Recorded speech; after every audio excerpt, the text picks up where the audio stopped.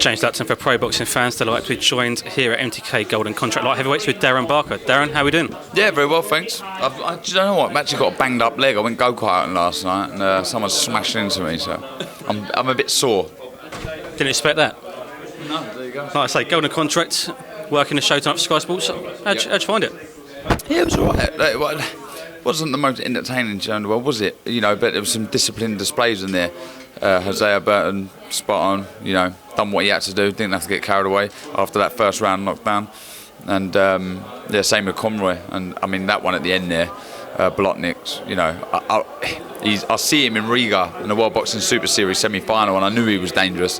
He beat an unbeaten Russian over there on a unanimous decision, so I knew he was sort of the dark horse in this, and I think he does remain that.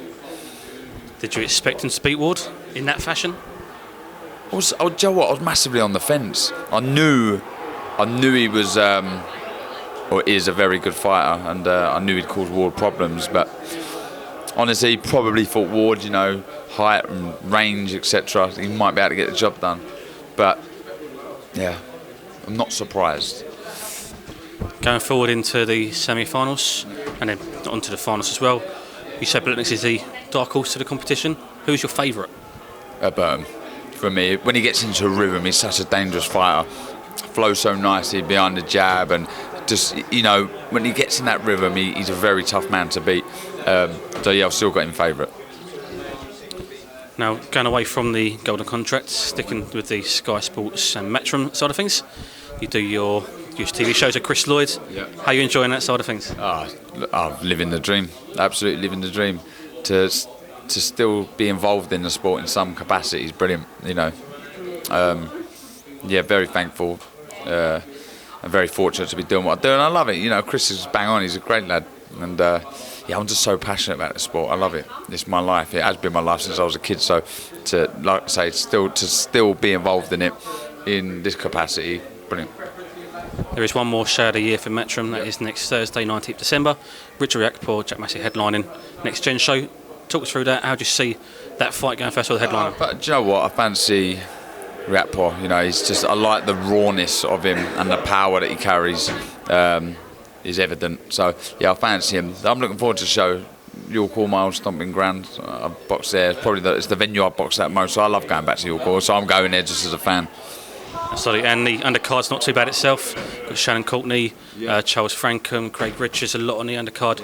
A lot of potential and bags of talent on the undercard.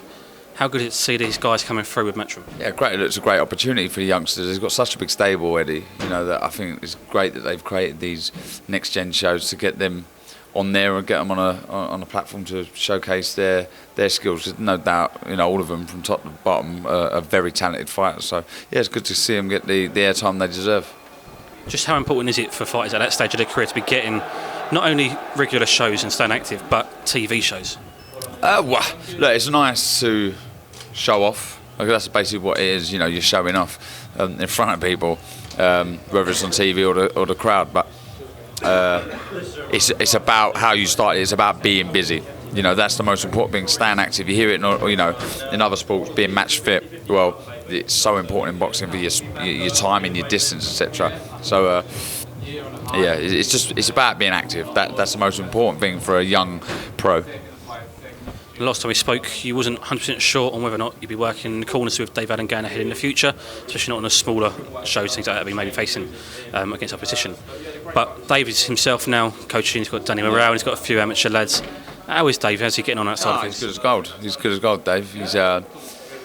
He seems really happy to me doing this coaching, and he'd be a brilliant coach. He knows the sport inside out. And he's a great personality, you know, that everyone in the gym warms to him. He's a great character, but most importantly, he does know his boxing. So yeah, I think he'd be a brilliant coach. He seemed to almost seem like he was potentially going to fall back into his dark days, and then the coach seems to have rejuvenated him.